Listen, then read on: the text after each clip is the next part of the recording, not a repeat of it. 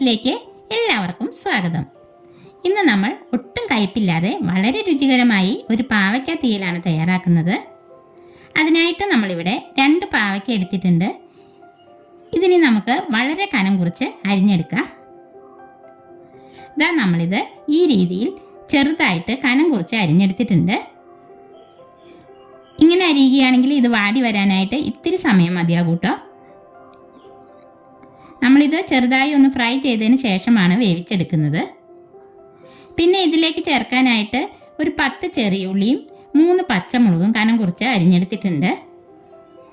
ഇനി നമുക്ക് പാവയ്ക്ക വഴറ്റുന്നതിന് മുമ്പായിട്ട് ഇതിൻ്റെ അരപ്പിന് വേണ്ട തേങ്ങയൊന്ന് വറുത്തെടുക്കാം. അതിനായിട്ട് നമ്മൾ ഒരു ചെറിയ തേങ്ങയുടെ ഒരു മുറി തേങ്ങ ചിരകിയെടുത്തിട്ടുണ്ട്. പിന്നെ 3-4 ആക്കി കീറിയെടുത്ത കുറച്ച് ചെറിയ ഉള്ളിയും ആവശ്യത്തിന് വേപ്പിലയും കൂടി നമ്മളിവിടെ എടുത്തിട്ടുണ്ട്.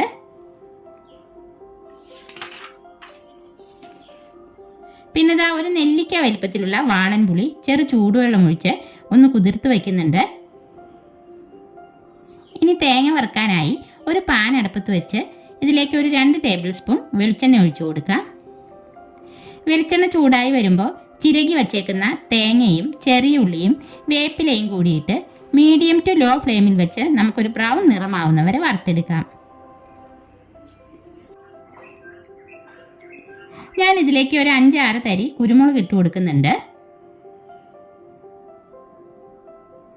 പിന്നെ നമ്മളിതിലേക്ക് 1 ടേബിൾ സ്പൂൺ വെളിച്ചെണ്ണ കൂടി ഒഴിച്ചു കൊടുത്തിരുന്നു കേട്ടോ. നമുക്കിത് വെള്ളം ഒഴിക്കാതെയാണ് അരച്ചെടുക്കേണ്ടത്. നല്ല വിളഞ്ഞ തേങ്ങ ആയതുകൊണ്ട് ഈ തേങ്ങയിൽ നിന്ന് വെളിച്ചെണ്ണ ഊറി വരും.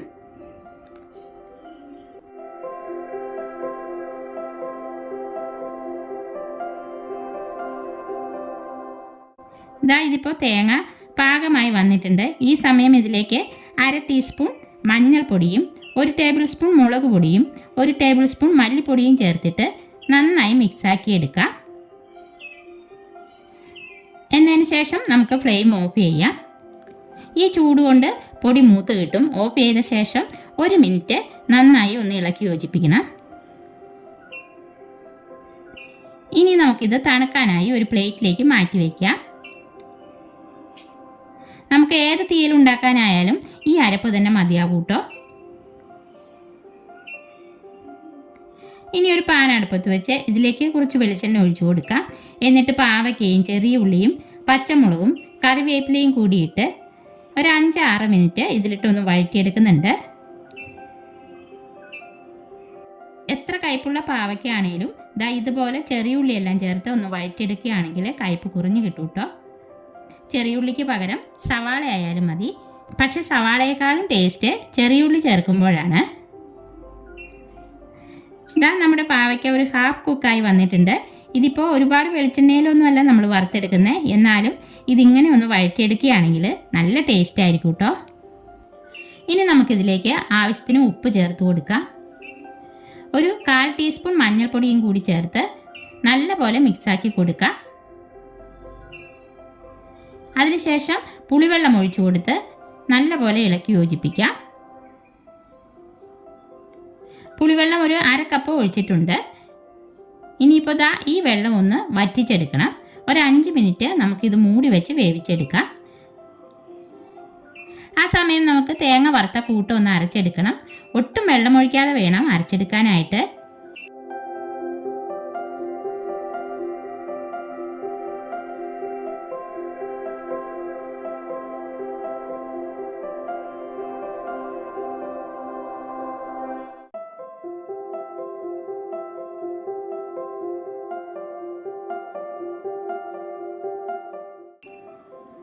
ഇതിപ്പോൾ നമ്മൾ മിക്സി ജാറിലിട്ട് ഒന്ന് കറക്കിയെടുത്തപ്പോൾ ഈ ഒരു പാകത്തിന് വന്നിട്ടുണ്ട്.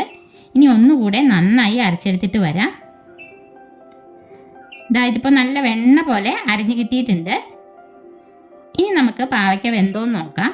പാവയ്ക്ക നന്നായി വെന്ത് വന്നിട്ടുണ്ട്. പാവയ്ക്കയിലേക്ക് അരപ്പ് ചേർത്ത് കൊടുക്കാം. ആ മിക്സി ജാർ ഒന്ന് ചൂടുവെള്ളം ഒഴിച്ച് ചുറ്റിച്ച് അതുകൂടി നമുക്കിതിലേക്ക് ഒഴിച്ചു കൊടുക്കാം കേട്ടോ. ഗ്രേവി എന്തോരം വേണമെന്ന് നോക്കിയിട്ട് വെള്ളം ചേർത്ത് കൊടുക്കണം.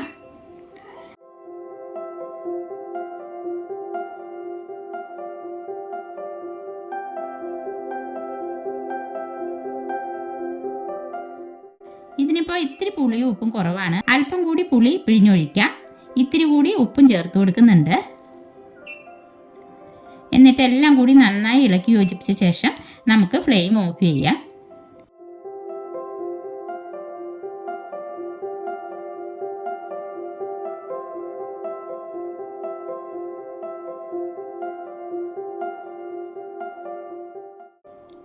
അങ്ങനെ നമ്മുടെ അടിപൊളി പാവയ്ക്ക തീയൽ ഇവിടെ റെഡി ആയിട്ടുണ്ട്.